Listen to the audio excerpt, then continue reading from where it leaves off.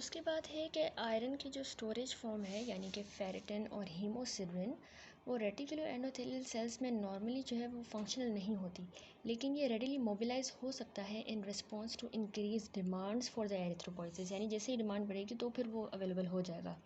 However conditions जैसे कि अगर मैलिग्नेंसी है, इन्फेक्शन हो गया या इन्फ्लामेशन, तो ये इंटरफेयर करती हैं with the release of iron from the iron stores causing ineffective erythropoiesis. Interfere करेंगे उसके रिलीज से, आयरन को रिलीज़ नहीं होने दूंगी, तो फिर एरिथ्रोपोइसिस जो है वो इनइफेक्टिव होगी। नेक्स्ट आ जाता है एक्सक्रीशन। बॉडी जो है वो अनेबल है to regulate its iron content by excretion alone. ठीक है, अमाउंट ऑफ आयरन जो कि लॉस्ट हो रही है पर डे वो है 0.5 से 1 मिलीग्राम, जो कि इंडिपेंडेंट है ऑफ आयरन इनटेक। अब ये जो लॉस हो रहा है आयरन का, ये ट्वाइस ज़्यादा होगा, यानी कि 1 to 2 मिलीग्राम पर डे होगा मेंस्ट्रुएटिंग वुमेंस में। आयरन जो है ना वो लॉस्ट होता है बॉडी से दोनों सेक्सेस में as a result of desquamation of the epithelial cells from the gastrointestinal tract, यानी जैसे वो उसकी शेडिंग होती है उन एपिथेलियल सेल्स की, तो उनमें भी आयरन लॉस्ट होता है। इसके अलावा from the excretion in the urine and sweat, loss विया हेयर एंड नेल्स, ठीक है, इन रूट से भी होगा। आयरन जो है फीसिस में भी एक्सक्रीट होता है, मेनली वो कंसिस्ट करता है unabsorbed iron and desquamated mucosal cells, faeces में इसकी यहाँ से सोर्स होगी। देन आते हैं आयरन के डिस्ट्रीब्यूशन पे। तो एडल्ट्स में आयरन जो है ना वो डिस्ट्रीब्यूट होता है बॉडी में एज अंडर नंबर 1 हीमोग्लोबिन। अब हमारे जो रेड ब्लड सेल्स हैं उनमें most of the body iron उनमें होता है, तकरीबन 65% हीमोग्लोबिन में होता है। दूसरा मायोग्लोबिन, जो हमारे स्मॉल अमाउंट ऑफ आयरन हमारे मसल्स जो हैं उनमें होता है, यानी 3.5% मसल्स में होगा। इसके अलावा haem and non haem enzymes जैसे जो cytochrome catalase, peroxidase, succinic dehydrogenase and flavoproteins, ये जो भी एंजाइम होते हैं ये तकरीबन 0.5% हमारा टोटल बॉडी आयरन जो है कॉन्स्टिट्यूट करते हैं। इसके अलावा हमारी बॉडी में होता है ट्रांसफेरिन बाउंड आयरन, ये सर्कुलेट कर रहा होता है प्लाज्मा में, और ये तकरीबन दूसरा 0.5% जो है ना हमारी बॉडी का आयरन ट्रांसफेरिन बाउंड आयरन होता है। देन है फेरिटिन एंड हीमोसिड्रिन, ये हमें पता है स्टोरेज फॉर्म्स होती हैं एक्सेस आयरन की, ये तकरीबन 30% हमारी बॉडी का आयरन इन फॉर्म में होता है फेरिटिन एंड हीमोसिड्रिन में। ये जो है ना स्टोर्ड होते हैं in the mononuclear phagocyte cells of the spleen, liver and bone marrow and in the parenchymal cells of the liver, in sides पे ये स्टोर होता है। अब हम आ जाते हैं पैथोजेनेसिस पे।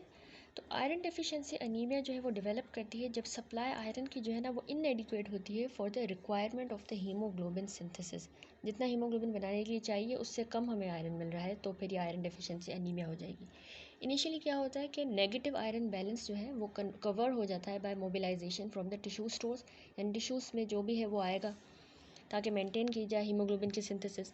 ठीक है, तो शुरू में तो टिश्यूज़ दे रहे हैं आयरन जो स्टोर हुआ हुआ है, लेकिन it is only after the tissue stores जब आयरन के ख़त्म हो जाएंगे, एग्जॉस्ट हो जाएंगे, तो उसके बाद जो है ना सप्लाई ऑफ आयरन मैरो की तरफ कम हो जाएगी, तो हीमोग्लोबिन की फॉर्मेशन नहीं हो पाएगी, तब जाके जो है आयरन डेफिशिएंसी अनीमिया डेवलप होगी, जब टिश्यू के स्टोर्स भी ख़त्म हो जाए। तो डेवलपमेंट आयरन डेफिशिएंसी अनीमिया की डिपेंड करती है वन और मोर ऑफ द फॉलोइंग फैक्टर्स पे। अब वो कौन से फैक्टर हैं? एक तो या तो ब्लड लॉस ज़्यादा हो जाए, दूसरा रिक्वायरमेंट आयरन की बढ़ रही है तो भी हो जाएगी, तीसरा अगर डाइट में इनटेक नहीं है इतना आयरन का, एंड नंबर 4 इंटेस्टाइनल अब्जॉर्प्शन ही नहीं हो पा रही आयरन की। अब रिलेटिव सिग्निफिकेंस इन फैक्टर्स की जो है ना वो वेरी करेगी with the age and sex of the patient. अगर हम टेबल देखें, ये टेबल है 12.4, यहाँ पे इटियोलॉजी है आयरन डेफिशिएंसी अनीमिया की। इसको क्लासीफाई कर दिया गया है 4 टाइप्स में, या तो ब्लड लॉस ज़्यादा हो गया है, दूसरा रिक्वायरमेंट बढ़ गई है, तीसरा इनटेक ही कम हो गया है, एंड नंबर 4 अब्जॉर्प्शन कम हो गई है। तो अब ब्लड लॉस क्यों होगा, उसके भी फर्दर 5 कॉजेज़ हैं कि या तो यूट्राइन ब्लड लॉस हो रहा है, जीआईटी में हो रहा है, रीनल में हो रहा है, नोज़ में, लंग्स में। यूट्राइन में अब जैसे एक्सेसिव मेंस्ट्रुएशन होती है रिप्रोडक्टिव ईयर्स में, या मिसकैरेजेस रिपीटेड हो रहे होते हैं, at the onset of menarche में भी यूट्राइन ब्लड लॉस ज़्यादा होता है, और पोस्ट मेनोपॉजल यूट्राइन ब्लीडिंग होती है। तो ये सारी वजूहत है यूट्राइन ब्लीडिंग की, तो इंक्रीज ब्लड लॉस की, जो जाके आगे करवाएगी आयरन डेफिशिएंसी अनीमिया। नंबर 2 अगर जीआईटी की बात करें तो उसमें ब्लड लॉस कैसे हो रहा है? पेप्टिक अल्सर्स में, हेमरॉइड्स, हुक वॉर्म का इन्फेस्टेशन हो जाए, कैंसर हो जाए अगर स्टमक का, लार्ज बॉवल का, इसोफेजल वेराइसिस उसमें भी ब्लड लॉस होता है, हाइटिस हर्निया में भी, क्रोनिक एस्पिरिन इंजेक्शन अगर कोई कर रहा हो, अल्सरेटिव कोलाइटिस एंड डाइवर्टिकुलोसिस। तो ये भी सारी कंडीशन जीआईटी की ब्लड लॉस करवाती हैं और आयरन डेफिशिएंसी एनीमिया रिजल्ट करता है। रीनल ट्रैक में क्या होता है, हेमेच्यूरा ब्लड इन यूरिन और हीमोग्लोबिन यूरिया, ठीक है, loss of haemoglobin in urine, तो उससे जो है आयरन डेफिशिएंसी एनीमिया। नोज़ में अगर रिपीटेड एपिस्टेक्सिस होगी तो होगी आयरन डेफिशिएंसी एनीमिया। लंग्स में अगर हेमोप्टाइसिस है तो वो भी करवाएगी। अब ब्लड लॉस के कॉजेज़ हो गए, दूसरे आते हैं हम इंक्रीज रिक्वायरमेंट। कौन सी कंडीशन है जिनमें रिक्वायरमेंट बढ़ जाएगी, एक तो sprouts of growth in infancy, जैसे अचानक से ग्रोथ बढ़ती है तो उस टाइम पे ज़्यादा आयरन की रिक्वायरमेंट होती है, चाइल्डहुड में ज़्यादा होती है, एडोलसेंस में, तो वहाँ अगर नहीं मिलेगा तो आयरन डेफिशिएंसी एनीमिया हो जाएगी। दूसरा, प्री मेच्योरिटी में भी आयरन की रिक्वायरमेंट ज़्यादा हो जाती है, और प्रेगनेंसी एंड लैक्टेशन में मोस्ट इंपॉर्टेंट रिक्वायरमेंट बढ़ जाएगी। नंबर थर्ड कॉज है इंक्रीज्ड इनएडिक्वेट डाइटरी इनटेक, यानी किसी की पुअर सोशो इकोनॉमिक स्टेटस की वजह से आयरन इनटेक कम है तो आयरन डेफिशिएंसी एनीमिया होगी। प्रेगनेंसी में जैसे एनोरेक्सिया हो जाता है तो उसमें भी इनटेक सही नहीं होता। नंबर थ्री, जिनकी पुअर डेंटिशन है, जो एल्डरली इंडिविजुअल्स होते हैं, इनके पुअर डेंटिशन की वजह से, एपैथी एंड फाइनेंशियल कॉन्स्टेंट्स की वजह से भी जो है आयरन डेफिशिएंसी एनीमिया लीड करेगी, क्योंकि उनका इनटेक इतना सही नहीं होता। चौथा, हमने कहा कि अब्जॉर्प्शन ही कम हो जाए। अब्जॉर्प्शन या तो पार्शियल या टोटल गैस्ट्रेक्टोमी हो जाएगी, यानी कि रिमूवल ऑफ द स्टमक, उसमें कम होगी। दूसरा, एक क्लोराइडिया, यानी हाइड्रोक्लोरिक एसिड ही ना हो इन द सिक्रीशन, तो वो भी आयरन को अब्जॉर्ब नहीं होने देगा, प्रोटीन्स अब्जॉर्ब नहीं होंगे, आयरन नहीं होगा। नंबर थ्री, इंटेस्टाइनल मैल एब्जॉर्प्शन, जैसे कि सीलिएक डिजीज़ जो है, तो उसमें भी अब्जॉर्प्शन नहीं होगी और आयरन डेफिशिएंसी एनीमिया होगी। तो ये बहुत ही इंपॉर्टेंट टेबल है cause of iron deficiency anaemia का, ये अच्छी तरह से ये चारों कॉजेज याद कर लें। Accordingly, certain groups of individuals at increased risk of developing iron deficiency anemia can be identified. See below जो हमने सारा टेबल देखा। इन जनरल जो डेवलप्ड कंट्रीज़ होती हैं उनमें मैकेनिज्म ऑफ आयरन डेफिशिएंसी जो है ना, वो यूजुअली होता है due to chronic occult blood loss. यानी ये बात याद रखें कि डेवलप्ड कंट्रीज़ में क्रोनिक ऑकल्ट ब्लड लॉस की वजह से आयरन डेफिशिएंसी एनीमिया हो रही है, और डेवलपिंग जो कंट्रीज़ होती हैं उनमें इनटेक ही आयरन का पुअर है या डिफेक्टिव अब्जॉर्प्शन हो रही है, जिसकी वजह से आयरन डेफिशिएंसी एनीमिया होगी। अब आते हैं हम एटियोलॉजी पे। तो iron deficiency anaemia always secondary होगी टू एन अंडरलाइंग डिसऑर्डर। अगर हमने उस अंडरलाइंग कॉज को ही सही कर लिया तो फिर इसेंशियल पार्ट हमने उसके ट्रीटमेंट का कवर कर लिया, यानी हमने कॉज को सही करना है, ये इसके ट्रीटमेंट का इसेंशियल पार्ट है। Based on the above mentioned pathogenic mechanism, following etiologic factors are involved in the development of iron deficiency anemia at different age and sex. जैसे हमने टेबल 12.4 सारा देखा, तो ये सारी इसकी etiology है। अब नंबर वन डिटेल देख लें तो females in the reproductive period of life. देखिए, highest incidence iron deficiency anaemia का होता है वुमेन ड्यूरिंग उनकी रिप्रोडक्टिव ईयर्स ऑफ लाइफ में। ये वन या more of the following causes हो सकते हैं। एक तो होता है ब्लड लॉस। अब उसमें क्या होता है कि ये मोस्ट इंपॉर्टेंट अनीमिया का कॉज है वुमेन में, जो कि चाइल्ड बियरिंग एज ग्रुप की फीमेल्स होती हैं, ठीक है।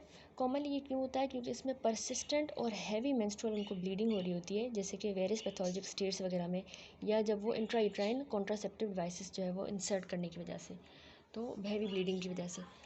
यंग गर्ल्स जो है at the onset of the menstruation में develop mild anaemia due to blood loss, ठीक है, तो उस टाइम पे भी उनको डेवलप हो सकता है। सिग्निफिकेंट ब्लड लॉस हो सकता है as a result of repeated miscarriages, बार बार मिसकैरेजेस की वजह से।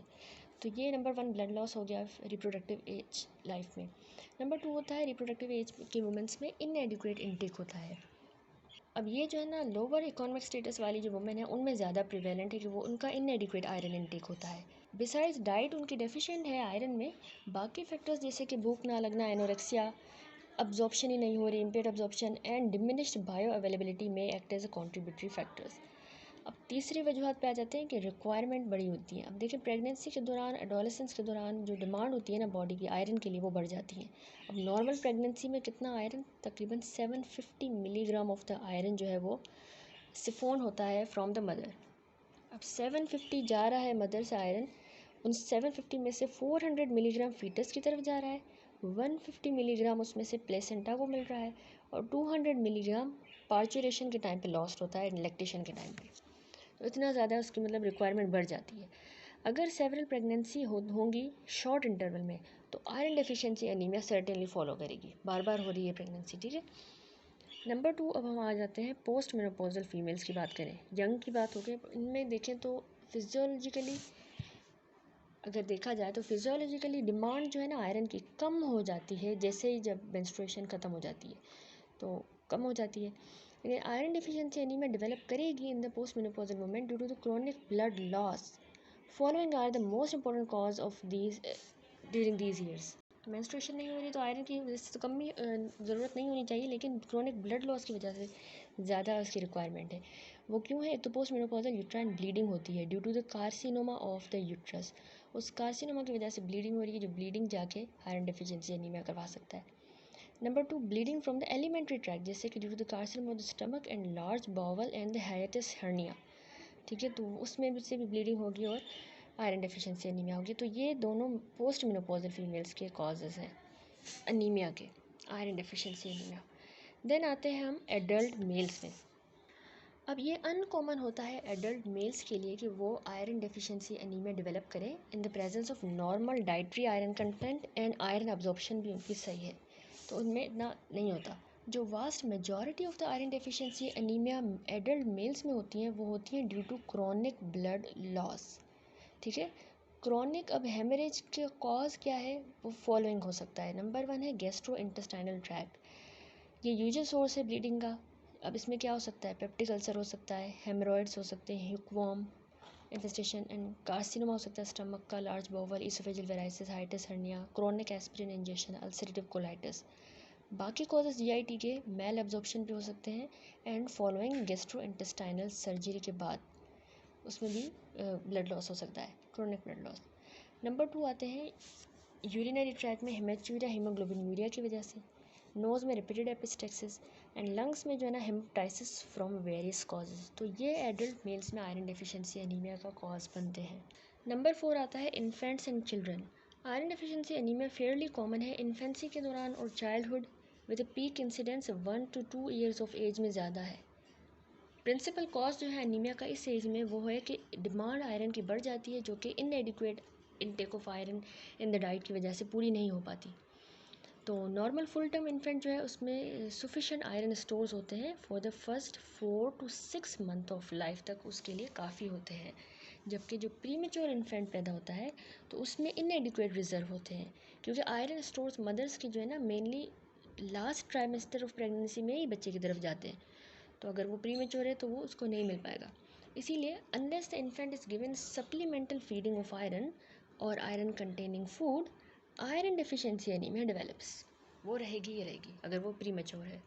क्लिनिकल फीचर्स देखें तो जैसा कि हमने पहले मेंशन किया, आयरन डेफिशिएंसी एनीमिया ज़्यादा कॉमन वुमेन में है जो कि 20 से 45 ईयर्स की एज के दरमियान हो, ज़्यादा कॉमन है एज़ कम्पेयर टू मैन। इसके अलावा active growth in the infancy period जो होता है उसमें ज़्यादा होती है ये एनीमिया कॉमन, चाइल्डहुड और एडोलेसेंस में, और ये ज़्यादा फ्रीक्वेंट है प्रीमेच्योर इन्फेंट्स में। तो इनिशियली कोई भी क्लिनिकल एब्नॉर्मलिटीज़ नहीं होती, लेकिन subsequently in addition to the features of underlying disorder causing the anaemia, the clinical consequences of iron deficiency anaemia manifest in 2 ways, anaemia itself and epithelial tissue changes. ये दो जो है इसकी मैनिफेस्टेशंस होती हैं क्लिनिकल कोर्स में। अब इनकी डिटेल देखें तो सबसे पहले एनीमिया में क्या होगा? अब आयरन डेफिशिएंसी एनीमिया का जो ऑनसेट है ना वो जनरली स्लो होता है। यूजुअल सिम्टम्स जो है उसमें क्या होगा? पेशेंट को वीकनेस होगी, फटीग, डिस्निया होगा एक्सर्शन पे, palpitations is most important, skin में पेलार्नेस मिलेगी, म्यूकस मेम्ब्रेन में भी और स्क्लेरा में भी पेलार्नेस। जो ओल्डर पेशेंट होते हैं उनको एंजाइना या कंजस्टिव कार्डियक फेलियर हो सकता है। पेशेंट्स को जो है ना अनयूजुअल डाइटरी क्रेविंग्स होंगी, जैसे कि पिका यानी मट्टी खाने का, बर्फ़ खाने का दिल करेगा। मेनोरेजिया जो है ये मोस्ट कॉमन सिम्टम होता है आयरन डेफिशिएंट वुमेन का, यानी हैवी या प्रोलॉन्ग्ड मेंस्ट्रुअल ब्लीडिंग। ठीक है, तो ये नंबर 1 एनीमिया हो गया। नंबर 2 हमने कहा एपिथेलियल टिश्यू चेंजेस आएंगे। तो लॉन्ग स्टैंडिंग जो क्रोनिक आयरन डेफिशिएंसी एनीमिया है उसमें एपिथेलियल टिश्यू चेंजेस आते हैं कुछ पेशेंट्स में। चेंजेस जो है वो उनके नाखून में आएंगे, जिसको हम कोइलोनाइकिया या स्पून शेप नेल्स कहते हैं। इसके अलावा उनकी टंग यानी ज़बान में एट्रोफिक ग्लोसाइटिस, ये देखिए ये नॉर्मल टंग है, ये एट्रोफिक ग्लोसाइटिस, ये भी एक चेंज है मोस्ट इम्पॉर्टेंट। माउथ में जो है एंगुलर स्टोमेटाइटिस मिलेगा, यानी जो कॉर्नर्स है ना हमारे माउथ के वहाँ पे जो है इन्फ्लामेशन।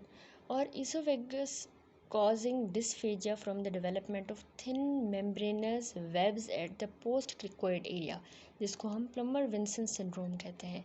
यानी कि जो इसोफेगस है ना, उसमें ये फाइंडिंग मिलेगी कि उस पेशेंट को डिस्फेजिया होगा। डिस्फेजिया क्यों हो रहा है? क्योंकि थिन से मेम्ब्रेनस वेब्स बन जाते हैं पोस्ट क्रिकोइड एरिया में। ठीक है, पोस्ट क्रिकोइड एरिया में थिन मेम्ब्रेनस वेब्स बन जाते हैं जो कि उसको स्वेलविंग में डिफ़िकल्टी प्रेजेंट करते हैं।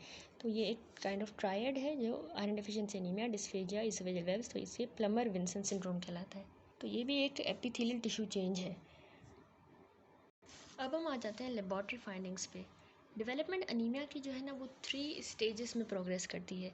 फर्स्ट होता है स्टोरेज आयरन डिप्लीशन, यानी जो स्टोर हुआ है ना वो ख़त्म हो जाता है। ये होता है during the iron reserves are lost without compromise of the iron supply for erythropoiesis. यानी इसमें स्टोर्स तो ख़त्म हो रहे हैं आयरन के, लेकिन जो एरिथ्रोपोइसिस के लिए आयरन चाहिए वहाँ पे आयरन जा रहा है, उसको उसने देना है, उसको कॉम्प्रोमाइज़ नहीं करना, लेकिन स्टोर्स पीछे ख़त्म हो रहे हैं। अब दूसरा नेक्स्ट स्टेज होता है आयरन डेफिशिएंट एरिथ्रोपोइसिस का, वो था आयरन स्टोरेज आयरन डिप्लीशन। ये आयरन डेफिशिएंट एरिथ्रोपोइसिस, यानी इसमें क्या होता है कि एरिथ्रोइड आयरन सप्लाई कम हो जाएगी without the development of anaemia.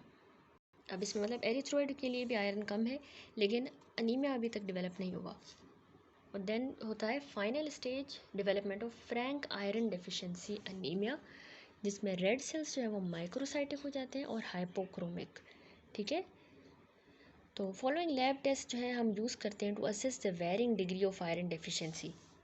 तो इसमें 2 टाइप्स हम पढ़ेंगे, एक ब्लड पिक्चर देखेंगे and red blood cell indices, दूसरी हम बोन मैरो जो है उनकी फाइंडिंग्स देखेंगे। ठीक है, ये ब्लड में, ये बोन मैरो में।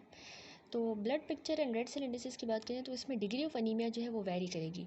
यूजुअली माइल्ड टू मॉडरेट हो सकती है, लेकिन occasionally it may be marked कैसे हम कह सकते हैं कि हीमोग्लोबिन जो है ना वो 6 ग्राम पर डेसीलीटर से कम होगा due to persistent and severe blood loss की वजह से 6 से कम हो गया।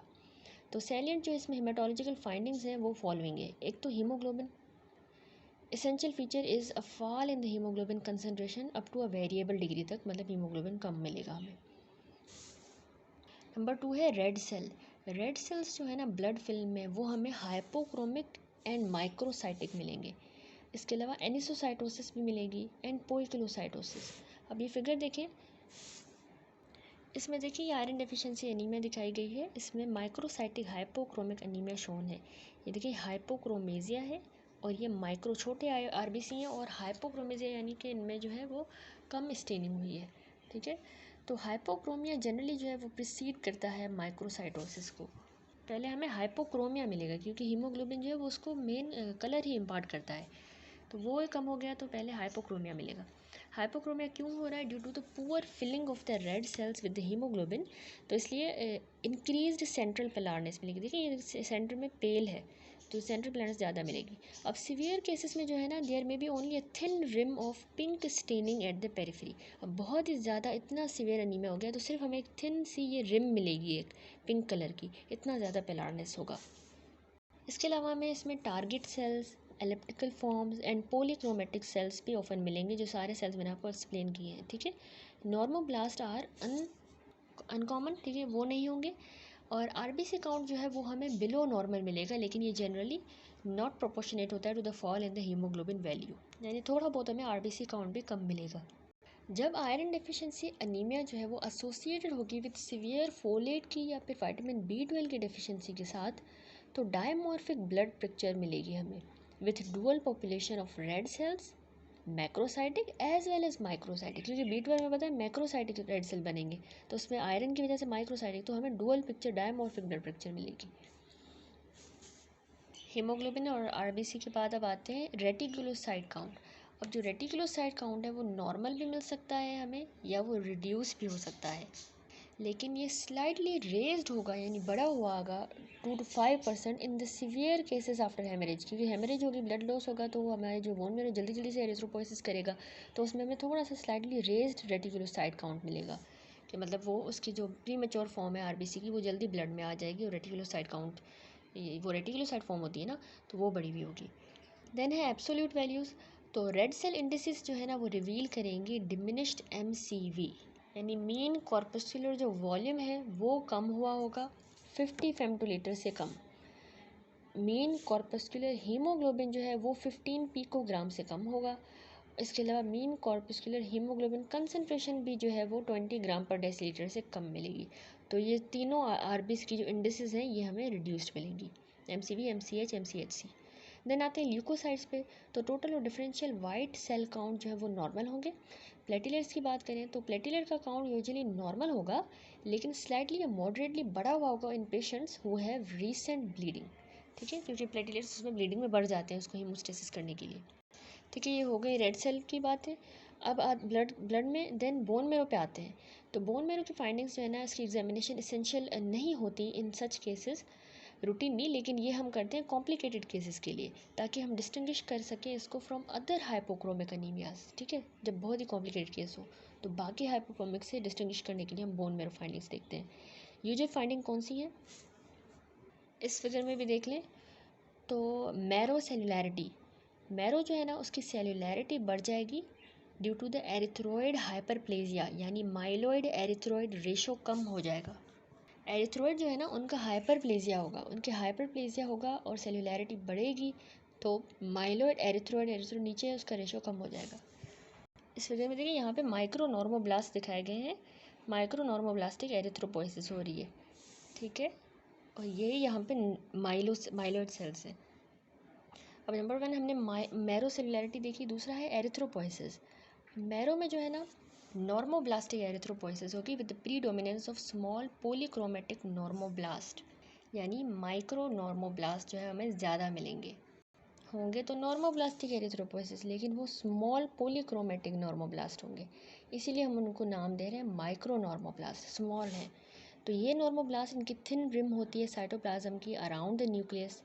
ठीक है, ये देखिए ये न्यूक्लियस है, इनकी थिन रिम है अराउंड द न्यूक्लियस साइटोप्लाज्म की, and a ragged and irregular cell border है। तो साइटोप्लाज्मिक मैच्योरेशन जो है वो लैग कर रही है behind, so that the late normoblast have pyknotic nucleus but persisting polychromatic cytoplasm, यानी उसकी साइटोप्लाज्म की जो मैच्योरेशन है ना वो लैग कर रही है, देर से हो रही है। इसकी वजह से ये अपीयरेंस हो रही है कि न्यूक्लियस जब वो हमें पिक्नोटिक मिल रहा है और पॉलीक्रोमेटिक साइटोप्लाज्म मिल रहा है, compare to the megaloblastic anaemia जिसमें क्या होता है कि न्यूक्लियर मैच्योरेशन लैग करती है। मेगालोब्लास्टिक में ऑपोजिट होता है, उसमें न्यूक्लियर मैच्योरेशन लैग करेगी, यहाँ पे साइटोप्लाज्मिक मैच्योरेशन लैग कर रही है, यानी देर से होगी, आखिर में होगी, लैग कर रही है। तो उसकी वजह से ये न्यूक्लियस बड़ा है और साइटोप्लाज्म जो हमें बस पेरिफेरी पे मिल रहा है। देन बात करते हैं अदर सेल्स की। माइलोइड सेल्स ये देखिए आपको नज़र आ रहे हैं, लिम्फोइड एंड मेगा कैरियोसाइटिक सेल्स जो होते हैं ना वो नॉर्मल होंगे नंबर में भी और देखिए मॉर्फोलॉजी में भी सही होंगे। चौथी बात कह रहे हैं मैरो के आयरन की। तो आयरन स्टेनिंग जो प्रोशन ब्लू रिएक्शन है carried out on the bone marrow aspirate smear, वो शो करेगा deficient reticuloendothelial iron stores, यानी रेटिकुलो एंडोथेलियल आयरन स्टोर्स हमें डेफिशिएंट मिलेंगे। इसके अलावा सिडरोटिक आयरन ग्रेन्यूल्स जो है ना वो एब्सेंट होंगे फ्रॉम द डेवलपिंग नॉर्मोब्लास्ट। ठीक है, और नॉर्मोब्लास्ट में सिडरोटिक आयरन ग्रेन्यूल्स भी हमें नहीं मिलेंगे, और रेटिकुलो एंडोथेलियल सेल्स का भी आयरन ख़त्म होगा, डेफिशिएंट होगा। देन आते हैं हम बायोकेमिकल फाइंडिंग्स पे। उससे पहले ये वाला फिगर भी देख लें। तो बोन मैरो में ये मैरो एरिथ्रोपोइसिस में ये नॉर्मोब्लास्ट है, ये माइक्रो नॉर्मोब्लास्ट। ठीक है, तो इरेगुलर सेल बॉर्डर मिल रहा है, साइटोप्लाज्म जो हम पेरिफेरी पे मिलेगा, पिक्नोटिक न्यूक्लिया है। देन मैरो आयरन स्टोर्स की हमने बात की, तो ये नॉर्मल इस तरह होंगे, यहाँ पे डेफिशिएंट हो जा रहे हैं आयरन डेफिशिएंसी एनीमिया में। तो हम अब कह रहे हैं कि बायोकेमिकल फाइंडिंग्स हमें क्या मिलेंगी। In addition to the blood and bone marrow examination following biochemical test भी वैल्यू के होते हैं। एक होता है सीरम आयरन लेवल। अब ये सीरम आयरन लेवल नॉर्मल कितना होता है, 40 से 140 माइक्रोन ग्राम पर डेसीलीटर, ये हमें कम मिलेगा। ये ऑफन अंडर 50 माइक्रोन ग्राम पर डेसीलीटर होता है, किसमें, आयरन डेफिशिएंसी एनीमिया में 50 से कम मिलेगा। अब जब सीरम आयरन फॉल करेगा बिलो 15 माइक्रोन ग्राम पर डेसीलीटर, 15 से भी नीचे चला गया, तो मैरो आयरन स्टोर्स हमें पता हो कि वो एब्सेंट है। ठीक है, इसका मतलब है कि मैरो में आयरन अब नहीं रहा अगर 15 से कम मिल रहा है सीरम वाला। देन है number 2 total iron binding capacity, TIBC। अब ये क्या होता है, ये हाई होगी, यानी आयरन डेफिशिएंसी एनीमिया में टोटल आयरन बाइंडिंग कैपेसिटी जो है ना वो बढ़ जाती है। अब ये नॉर्मल कितनी होती है, 250 से 450 माइक्रोन ग्राम पर डेसीलीटर, तो इसमें ये जो है ये बढ़ जाएगी और and rises to give less than 10% saturation. ठीक है, लेस देन 10% सेचुरेशन होगी, नॉर्मल 33% होती है सेचुरेशन, तो इसमें ये बढ़ जाएगी और लेस देन 10% होगी। कह रहा है कि anaemia of the chronic disorders की अगर हम बात करें तो उसमें क्रोनिक डिसऑर्डर वाली अनीमिया में हाउएवर सीरम आयरन भी और टोटल आयरन बाइंडिंग कैपेसिटी कम हो जाएंगी। अब इसमें ऑपोजिट है, जबकि आयरन डेफिशिएंसी अनीमिया में हमने देखा बढ़ जाएगी। देन आते हैं नंबर 3 सीरम फेरिटिन पे। सीरम आयरन लेवल देखा, total iron binding capacity and serum ferritin. अब सीरम फेरिटिन जो है वो कम हो जाएगा, नॉर्मल होता है 30 to 250 नैनोग्राम पर मिलीलीटर, इंडिकेट करता है पुअर टिश्यू आयरन स्टोर्स। ठीक है, यानी कम होगा तो हमें ये इंडिकेट करेगा कि टिश्यू के जो आयरन स्टोर्स है ना वो कम हो चुके हैं, पुअर है। तो सीरम फेरिटिन जो है वो बढ़ जाता है, जबकि आयरन ओवरलोड में जब ज़्यादा आयरन हो जाएगा तो उसमें सीरम फेरिटिन बढ़ जाता है और नॉर्मल रहता है in the anaemia of the chronic disorders. तो आपको ये याद करना है कि कौन सी कंडीशन में किस तरह की इसकी पिक्चर बनेगी। ठीक है, देन आता है नंबर 4 रेड सेल प्रोटोपोरफायरिन। अब red cell protoporphyrin iron deficiency anaemia में वेरी लो हो जाता है। नॉर्मल ये 20 to 40 माइक्रोग्राम पर डेसीलीटर होता है, लेकिन इसमें ये वेरी लो हो जाता है। क्यों होता है? As a result of insufficient iron supply to form the haem ही नहीं बनेगा तो रेड सेल प्रोटोपोरफायरिन बहुत कम हो जाएगा। देन है number 5 serum transferrin receptor protein. ये नॉर्मली प्रेजेंट होता है हमारे डेवलपिंग जो एरिथ्रोइड सेल्स होते हैं ना उनके ऊपर ये प्रोटीन होता है और रिफ्लेक्ट करता है टोटल रेड सेल मास।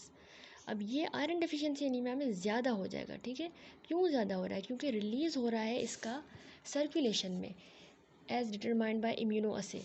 अब नॉर्मल लेवल हमें ये सर्कुलेशन में 4 to 9 माइक्रोग्राम पर लीटर मिलता है, लेकिन आयरन डेफिशिएंसी एनीमिया में इससे 4 to 9 से ज़्यादा हो जाएगा। क्यों ज़्यादा हो रहा है? क्योंकि ये प्रोटीन जो है सीरम ट्रांसफेरिन रिसेप्टर प्रोटीन ये रिलीज़ होती है उन एरिथ्रोइड सेल्स से रिलीज़ होती है और ये रेड सेल मास इंडिकेट करती है। ठीक है, ये प्रेजेंट कहाँ होते हैं? जो डेवलपिंग एरिथ्रोइड सेल्स होते हैं उनके ऊपर ये प्रोटीन होती है। That's it. उसके बाद है हमारे पास ट्रीटमेंट हम जो है अगली वीडियो में देख लेंगे और उसके बाद अगली वीडियो में हम स्टार्ट करेंगे सिड्रोप्लास्टिक अनीमिया।